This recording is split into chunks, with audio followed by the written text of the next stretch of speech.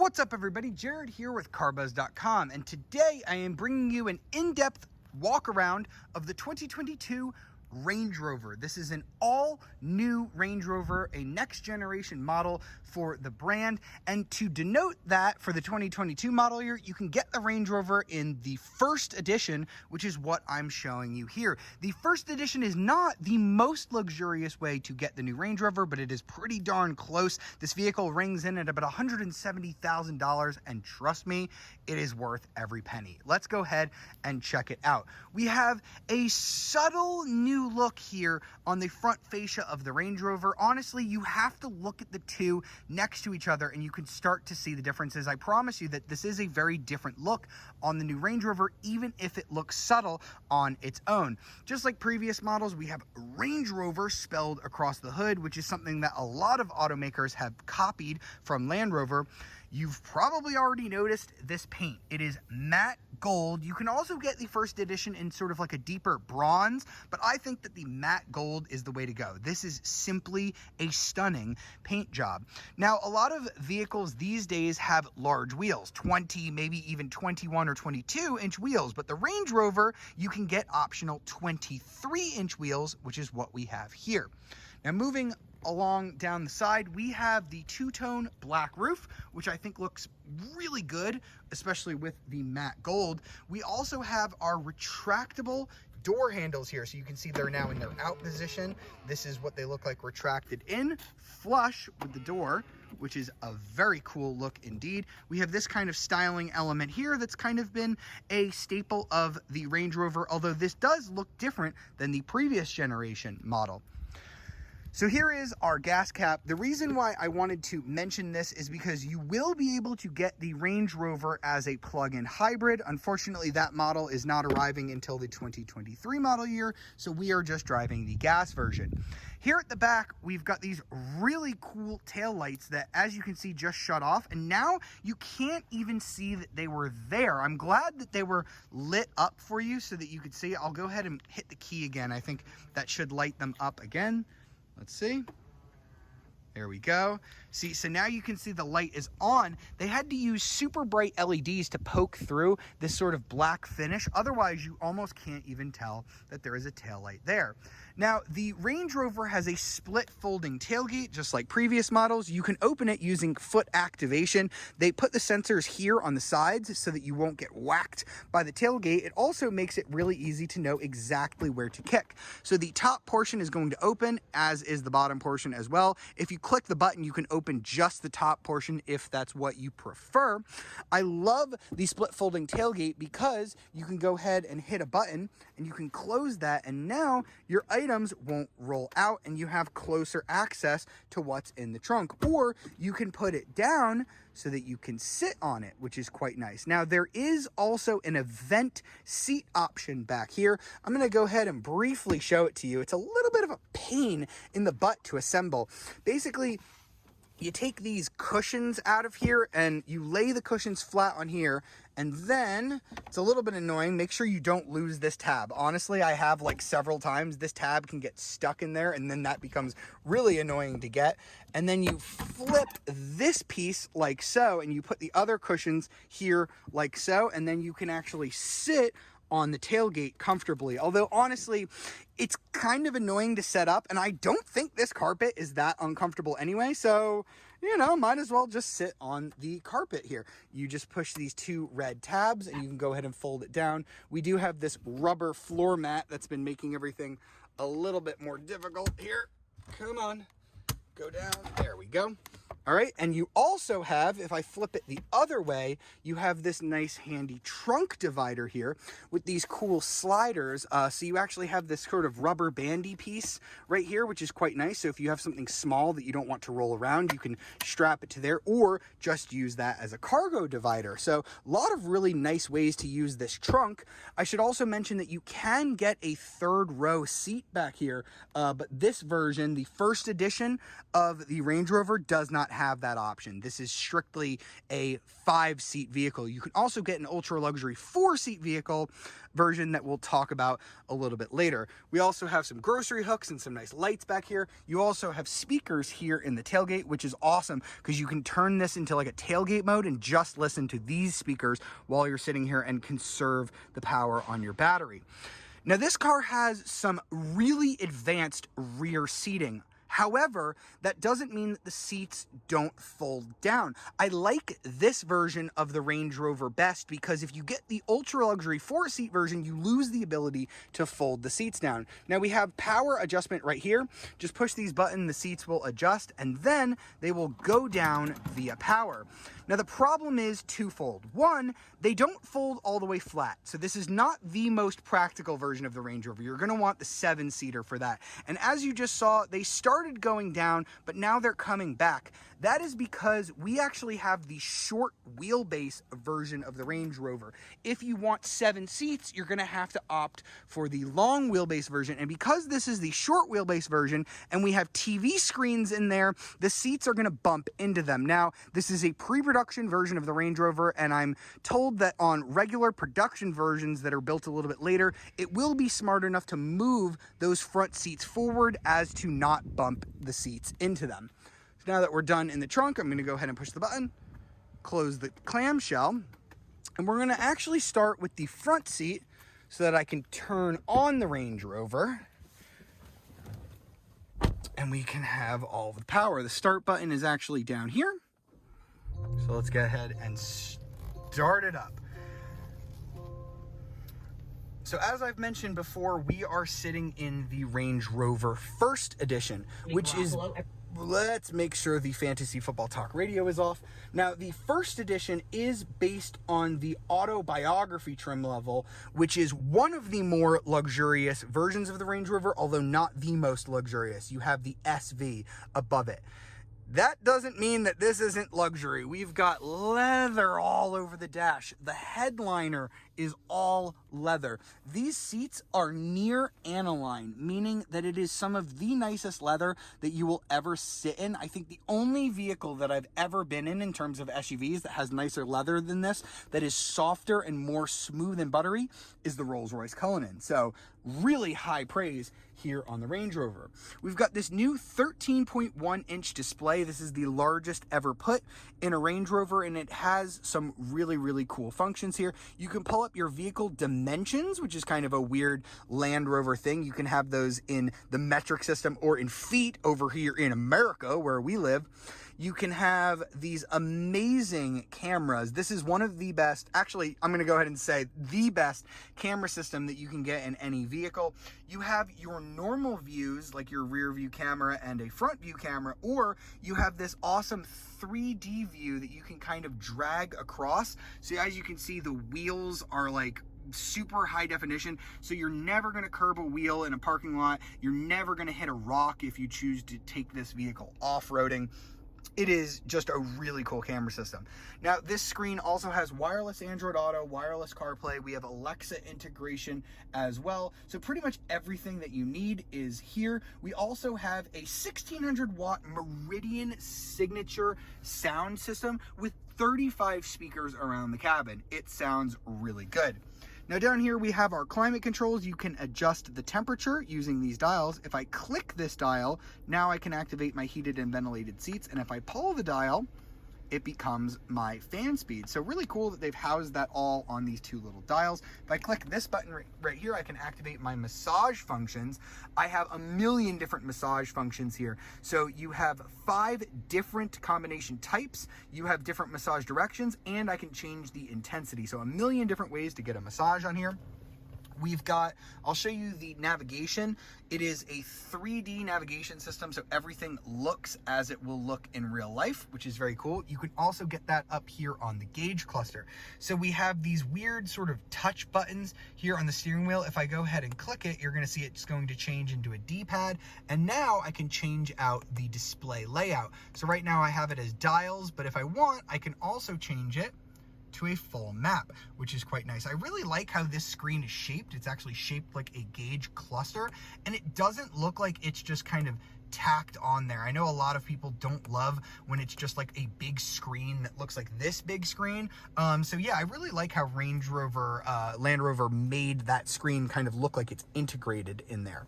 We've got some drive modes here that I won't really play around with too much out on the road. You have an auto mode. If you go ahead and click this is going to lift up, and now we have a rotating selector. On the road, you have dynamic, eco, and comfort, and then you have some off-road modes over here to the side. There's actually an EV button. You can kind of see it when the sun hits it. That's for that aforementioned plug-in hybrid, but it's funny because the button actually is still there on the gas engine versions.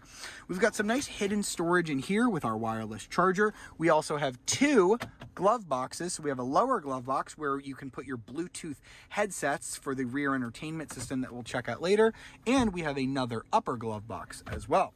We've got our cup holders here, but underneath that we actually have another hidden storage area with some USBs, and then behind it in our armrest we have a refrigerator that gets really cold. This is not just like an air conditioning unit, this is an actual refrigerator, and it will keep drinks freezing cold. It is really, really cool.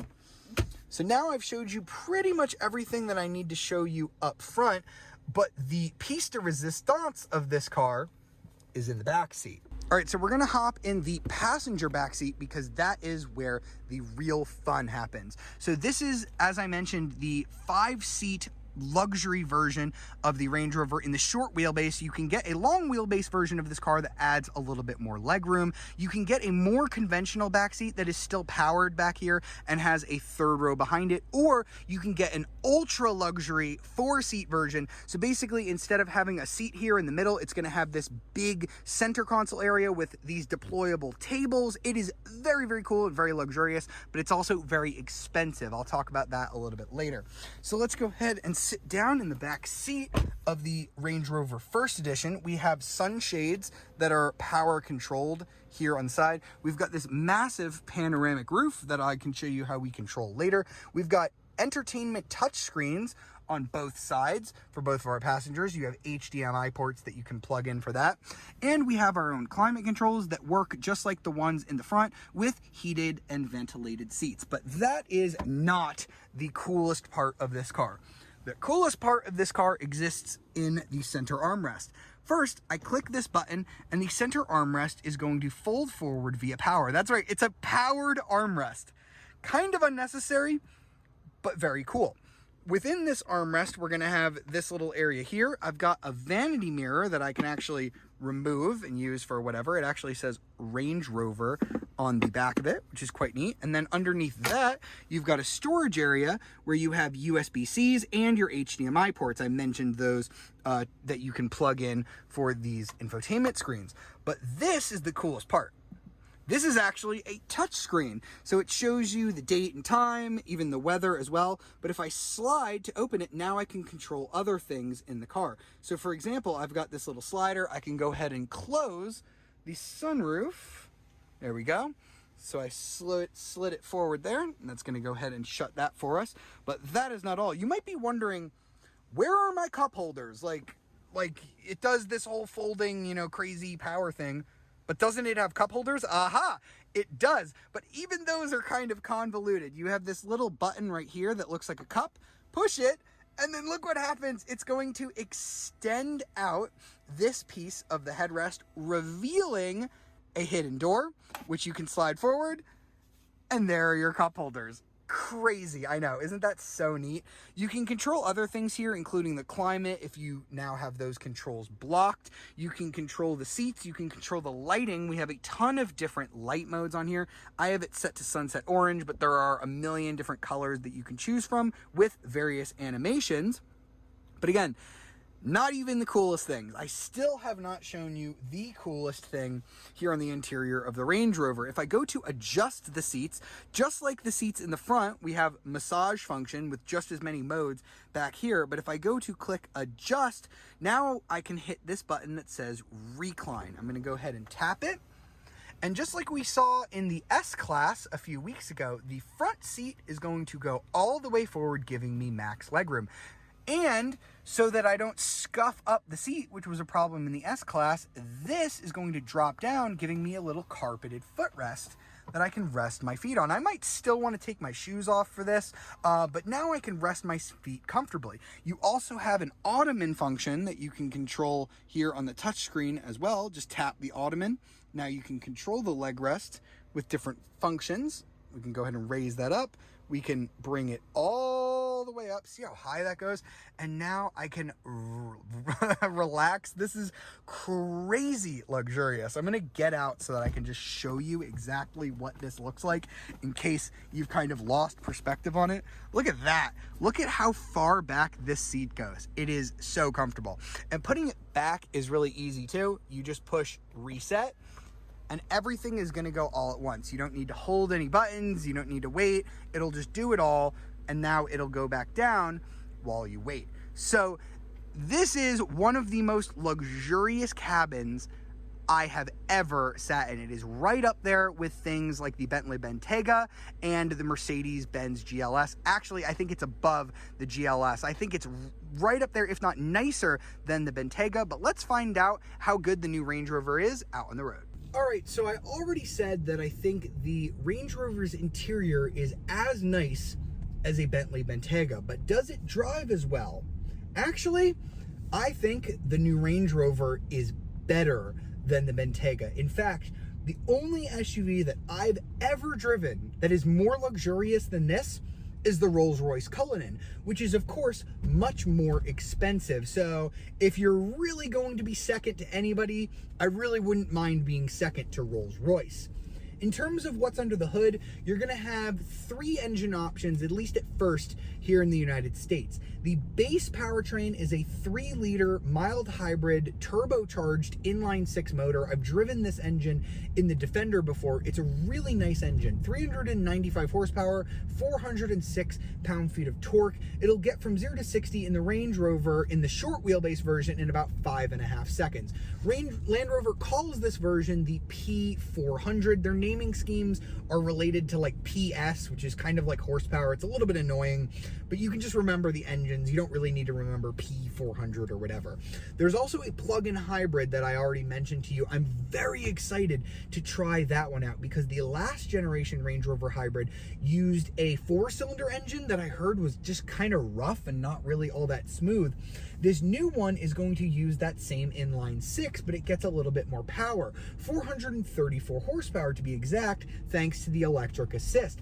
But the really good part about that is it's going to have such a large battery, you're going to be able to go 62 miles on a charge, which is a huge amount for a plug-in hybrid. A lot of plug-in hybrids will only do like 20 or 30 miles. So 62 miles is really amazing. So I bet the fuel economy is going to be better on that plug-in hybrid model. Unfortunately, even with extra power, it is going to be a lot heavier because of that battery. So the 0 to 60 time is going to be a little bit slower at 5.7 seconds versus 5.5. And if you want to look for that one in the lineup, it arrives next year for the 2023 model year. That one is called the P450E. I don't know. They all have weird names, like I said.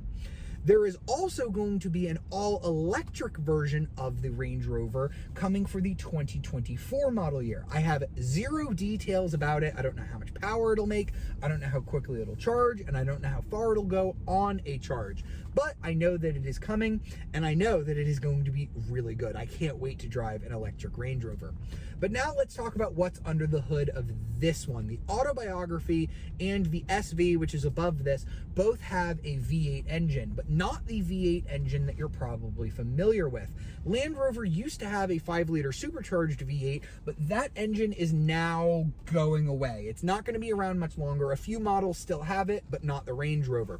We've got a 4.4-liter twin turbocharged V8, and if that sounds familiar to you, that's because it is. This is a BMW sourced motor. Just like Toyota did with the Supra, Land Rover actually borrowed an engine from BMW. So what I'm going to do is I'm going to go ahead and put it into its dynamic mode. I'm going to put the transmission into its S mode, and we're going to try out launch control because this V8 produces 523 horsepower and 553 pound-feet of torque, which means when I push my foot down, woo, dynamic launch activated.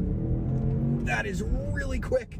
So the launch control is a little bit weird. It feels like it's pulling you and you kind of have to let go of the brake a little bit early, but that is 0 to 60 in just 4.4 seconds. This is a genuinely quick vehicle with the V8. Now, I should mention that this V8 is a really good engine. I've driven this in things like the BMW X5 and the BMW X7, and it's a really smooth engine. However, I think there's something weird about how Land Rover tuned this ZF 8-speed automatic transmission, because it's the same 8-speed transmission that you get in a bunch of BMW vehicles, but basically Land Rover was left to its own devices on how to tune it. And it means that when I step on the throttle, sometimes there's like a delay before I get a downshift, and other times it's way too responsive and it'll downshift and whoa, and now I have way too much power and it's a little bit unsmooth. And I've also noticed that just in normal driving, when you're sort of accelerating in the Range Rover, it'll accelerate and it'll kind of bring the RPMs up to about 3,000 randomly. Like, it doesn't need to. The engine is so under stressed and there's plenty of power here, but the transmission is making it feel like there's not as much power there. So I'm not that impressed with the transmission tuning, and that is why I'm so excited to see the EV version of this car. Now, in terms of comfort, this is amazing. The air suspension is Rolls-Royce comfortable. We've got all-wheel steering, so you can turn in just 36 feet is the turning circle. So much more negotiable than other Range Rover models. And it is like a cloud in here. It is so quiet and so comfortable. Like I said, I think the only SUV that I've ever driven that's more comfortable than this is the Rolls-Royce Cullinan. And the last one of those I drove was $480,000. So now let's talk about pricing. The base SE version of the Range Rover with the 6-cylinder engine starts at $104,500. It's $110,000 if you want to get the 7-seat long wheelbase edition. Stepping up to this first edition with the V8 is $164,000, $169,400 if you want the long wheelbase version. The autobiography, which is very similar, will save you a little bit of cash and not as much. You won't get the gold paint and some other things, is $157,600. Now the SV, the most expensive version of this vehicle, is $193,100 or $218,300 if you want the long wheelbase. That is the most expensive that a Range Rover has ever been, but with the amount of luxury they've put in here, I think it's worth it. This is half the price of a Rolls-Royce Cullinan. It's about the same price as a Bentley Bentayga, and in my personal opinion, this is better looking than the Bentayga. It's larger on the inside and it's more comfortable and better to drive. So if you are looking for the most uber luxury SUV in the world and you don't quite have enough money to spend on a Rolls-Royce Cullinan, there's nothing better than the new Range Rover. I really hope you've enjoyed this review of the 2022 Range Rover. For more videos like it, be sure to like, subscribe, and ring the notification bell to be alerted of our latest videos. And if you want to read more about the 2022 Range Rover, be sure to check out carbuzz.com. I'll see you next time.